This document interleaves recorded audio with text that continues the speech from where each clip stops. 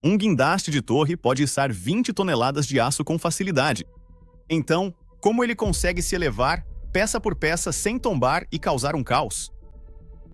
A resposta está em uma dança invisível. Pistões hidráulicos, rolamentos de giro mais largos que um carro e parafusos que suportam 500 toneladas de força, enquanto todos os trabalhadores no local ficam imóveis, sabendo que um único erro de cálculo pode transformar toda a tua estrutura em escombros. O que faz com que esse feito aparentemente impossível realmente funcione? E o que aconteceria se até mesmo uma única medida de segurança falhasse? Maia está na base do guindaste torre, observando enquanto a estrutura de escalada se trava ao redor do mastro. Essa estrutura, frequentemente chamada de gaiola de escalada, é a heroína desconhecida dos guindastes autoelevatórios. 4 enormes garras de aço se prendem firmemente ao lado externo do mastro, agarrando com força suficiente para manter toda a parte superior do guindaste estável. Cabine, lança, contrapesos e tudo mais. A centenas de metros do chão. Quando chega a hora de subir, pistões hidráulicos escondidos dentro da estrutura entram em ação.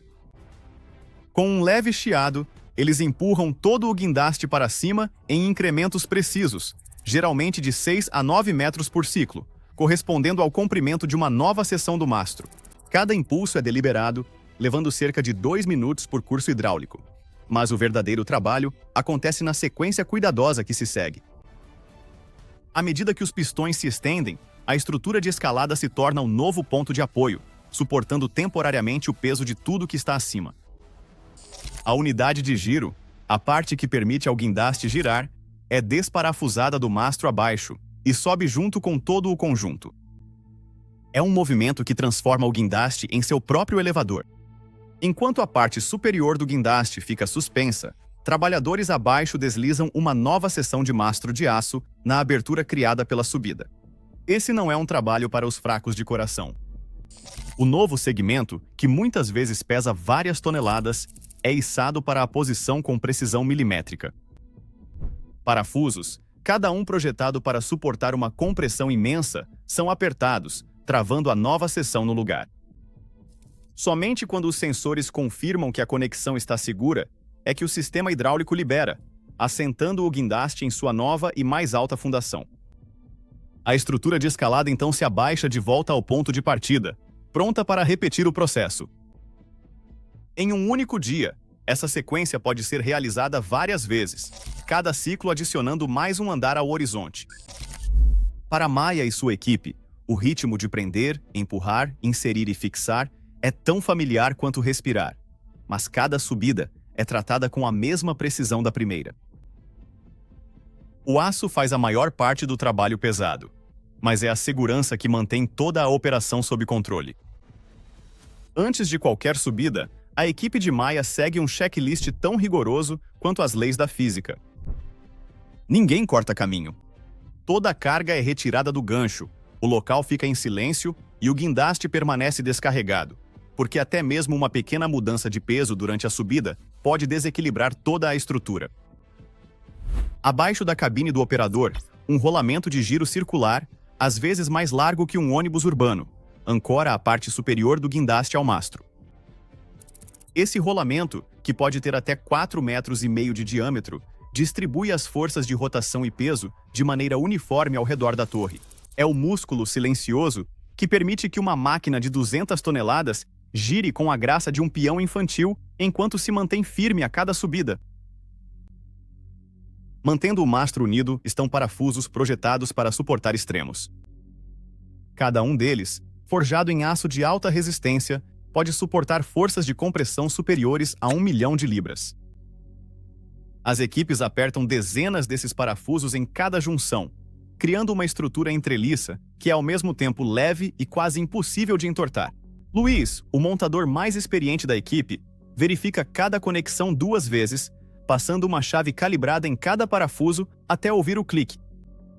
Ele confia no aço, mas confia ainda mais em suas próprias mãos.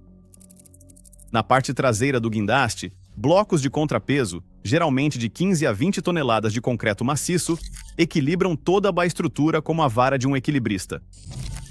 Esses blocos são calculados ao quilograma, garantindo que o centro de gravidade do guindaste permaneça perfeitamente alinhado sobre o mastro, especialmente nos momentos delicados em que o guindaste se eleva sozinho. Peso demais e a base pode rachar. Peso de menos e o guindaste pode tombar para frente. A matemática não perdoa, e as consequências também não. Cada medida de segurança, desde o rolamento maciço até o último parafuso, é projetada para manter o guindaste em pé diante do vento, da chuva e da força constante da gravidade. A subida pode parecer fácil vista do chão, mas cada centímetro conquistado é resultado de 1000 pequenas decisões, todas tomadas em nome da segurança. Ao nascer do sol, Maya olha para cima enquanto o mastro do guindaste se estende até as nuvens. Após 32 subidas, a estrutura agora se ergue a mais de 240 metros acima da cidade. Cada ciclo adiciona mais um segmento, mais um andar, mais um recorde quebrado. O Crawl K1000, uma lenda no mundo dos guindastes de torre, atingiu alturas que fazem a maioria dos marcos da cidade parecerem pequenos. Seu mastro autossustentado, montado seção por seção, se ergue mais alto do que alguns arranha-céus, tudo graças ao ritmo incansável da estrutura de escalada e à precisão de sua equipe. Mas a batalha não é apenas vertical. O vento nessas alturas se torna um adversário invisível. A 800 pés, uma rajada pode atingir a lança com a força de um caminhão em alta velocidade. Sensores instalados ao longo do comprimento do guindaste medem a velocidade e a direção do vento em tempo real, enviando dados para a cabine do operador. Quando as velocidades do vento se aproximam de 160 km por hora, as regras mudam. A lança do guindaste é destravada, permitindo que ela gire livremente com o vento, uma tática chamada de weather vaning. Em vez de lutar contra a ventania, o guindaste cede, transformando seu braço mais longo em uma biruta, para dissipar a pressão que poderia derrubar toda a estrutura. Os engenheiros aprenderam a respeitar o vento. Cada seção do mastro, cada parafuso, cada contrapeso é calculado levando em conta as tempestades. Os códigos de construção da cidade exigem que os guindastes resistam a rajadas de força de furacão, e cada projeto traz novos aprendizados. Após uma série de tempestades poderosas nos últimos anos, os fabricantes começaram a equipar os guindastes com sensores de vento mais inteligentes e travas de segurança automáticas, garantindo que ninguém seja pego de surpresa caso o tempo mude. Para Maya e sua equipe, a escalada é um teste tanto de força quanto de coragem. 32 ciclos de subida, cada um uma negociação cuidadosa com a gravidade e os elementos. O horizonte continua subindo, mas os desafios também. Nessas alturas, a margem para erro desaparece. A única maneira de vencer é confiar nos números, confiar no aço e sempre respeitar o vento. Nem todo guindaste sobe pelo lado de fora. Em projetos urbanos lotados, os engenheiros recorrem a sistemas de escalada interna, uma solução tão engenhosa quanto discreta. Em vez de envolver uma estrutura de aço ao redor do mastro, esses guindastes escondem seu mecanismo de escalada dentro da própria torre, ou até mesmo no núcleo do edifício.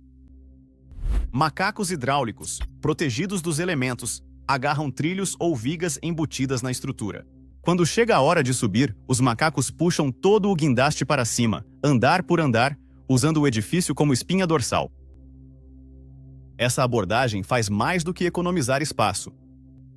Ao subir por dentro, o perfil do guindaste diminui, reduzindo a resistência ao vento em até 15%. Essa redução significa menos forças laterais em alturas extremas e uma presença mais silenciosa no horizonte. Sistemas internos são especialmente valorizados em projetos super altos, onde cada centímetro do espaço externo é precioso e as rajadas de vento podem ser intensas. Mas toda escalada tem um capítulo final. Quando a última viga é instalada e o edifício está completo, o guindaste precisa ser desmontado. Aqui, o processo se inverte. O sistema de escalada abaixa o guindaste seção por seção, ou, se o local permitir, um guindaste móvel chega para desmontá-lo de cima. Essa opção tem um custo. A remoção por guindaste móvel pode variar de 50 a 100 mil dólares, dependendo da altura e das regulamentações da cidade. Para os incorporadores, é uma escolha entre velocidade custo e a logística da construção urbana. Maia avalia essas opções com sua equipe, sabendo que a decisão certa pode economizar semanas de trabalho e dezenas de milhares no orçamento. No final, seja escalando por fora ou se erguendo por dentro, o guindaste de torre é mais do que uma máquina. É um solucionador de problemas, adaptando-se às exigências de cada obra.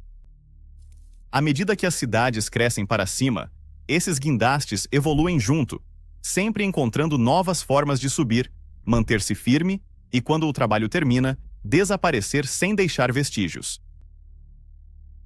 Todo o horizonte moderno se ergue porque engenheiros confiam na física, e cada subida arrisca milhões em aço e vidas humanas. À medida que as cidades crescem para cima, a margem de erro diminui.